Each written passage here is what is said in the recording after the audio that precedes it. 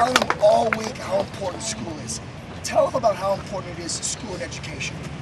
Without school, without any education, you can't play this. You can't do this. It's impossible. The only way you can play football without any kind of education, if you make it to where I am, because we don't go to school anymore. It's a job for us.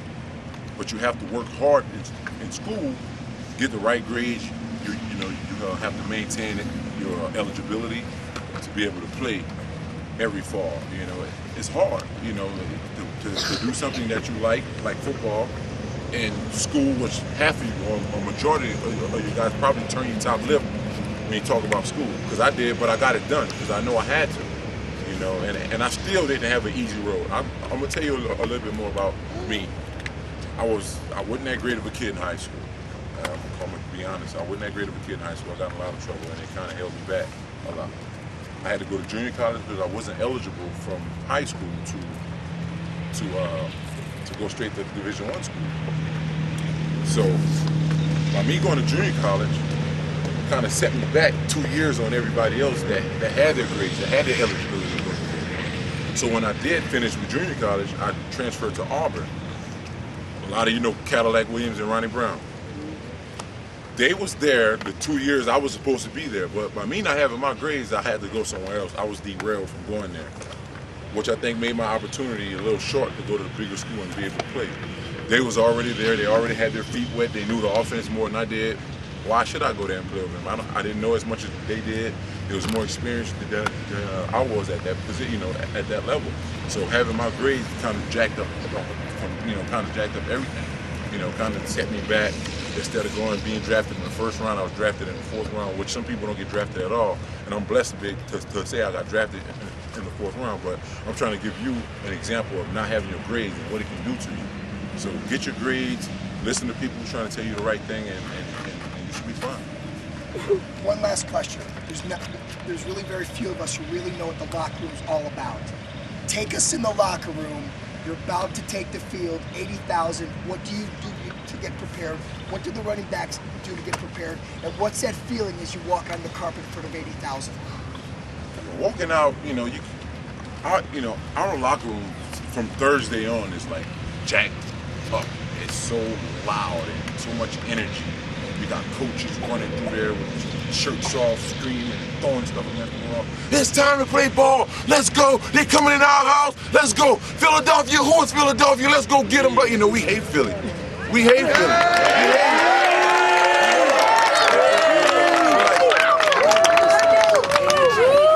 It's certain teams out there.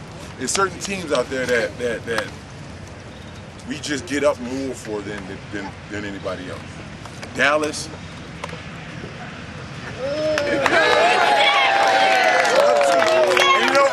I don't mean to use the word hate. I don't mean it in that fashion. We all know what I mean when I'm talking about hate with the Cowboys and the Eagles. Washington Redskins, we're gonna be up to play them, but we don't really have to be up to play them because we're gonna beat them anyway.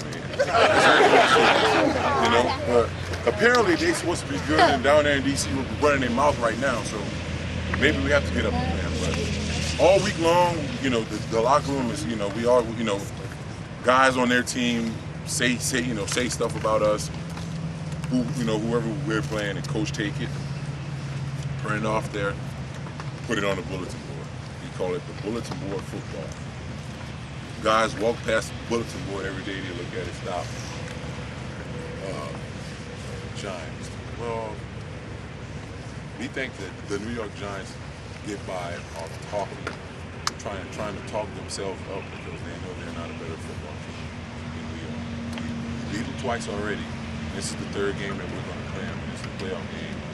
I don't think they have a chance against us, but they're doing a good job of talking in New York because they really know that they can't play with us. That's the Dallas Cowboys in 2007 before we went there and whooped up on a playoff game. That's what that was. And a lot of guys looked at it like, man, they won 2 close games. Like, I can't believe. And who was this guy? Patrick Creighton was the receiver. Anybody know who he is? But the majority of you don't. My point exactly.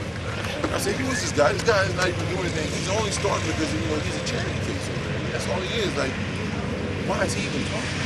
So we go into it, and then T.O. gets on the TV, like, on the Friday of the game, because he was hurt. He got hurt, 2 weeks prior to, saying, get your popcorn ready, because it's going to be a good show. Well, we made him famous for that, because that's all we said after the game. Hey, Dallas Cowboys, Terrell Owens, Patrick Creighton, y'all get y'all popcorn ready to go watch us play Green Bay and Lambeau Field for the NFC Championship. You get it ready. And that's what it was, you know. And we take all of that all week long in the locker room, and we take it and it builds up something. Now, when the game comes, the way our stadium is, both teams come out of the same tunnel.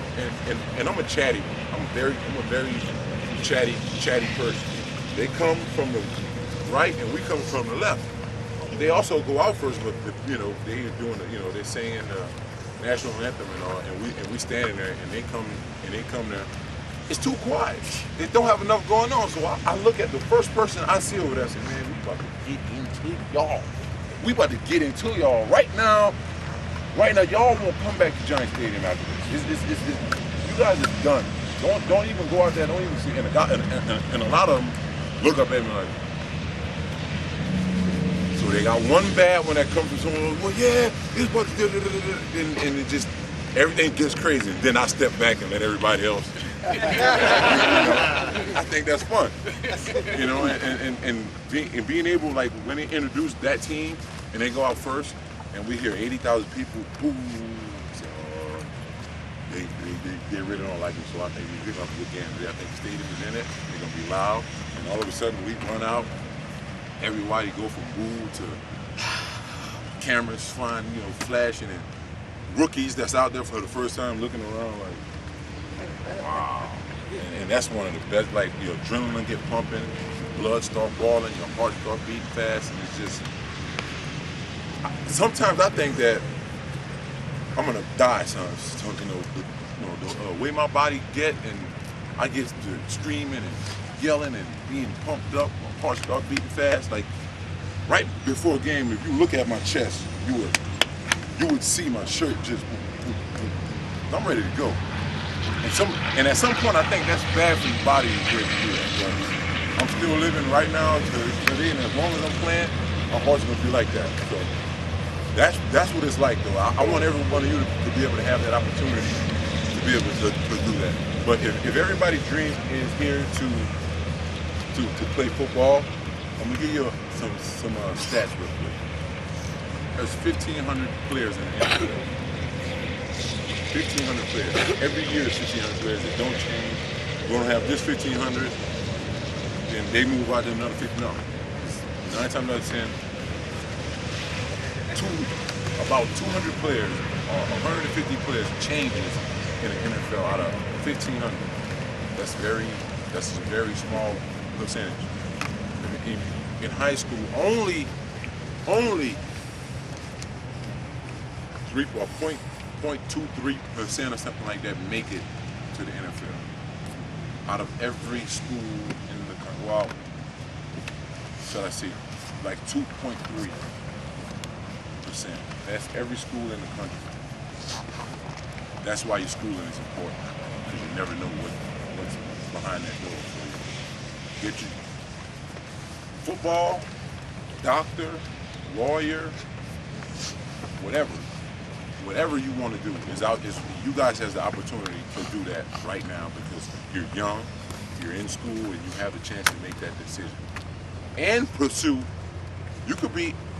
And the reason why I know that stat so good, because my high school teachers used to tell me, Brandon, only such and such make it there, only such and such make it there, and I was the guy to be like, what?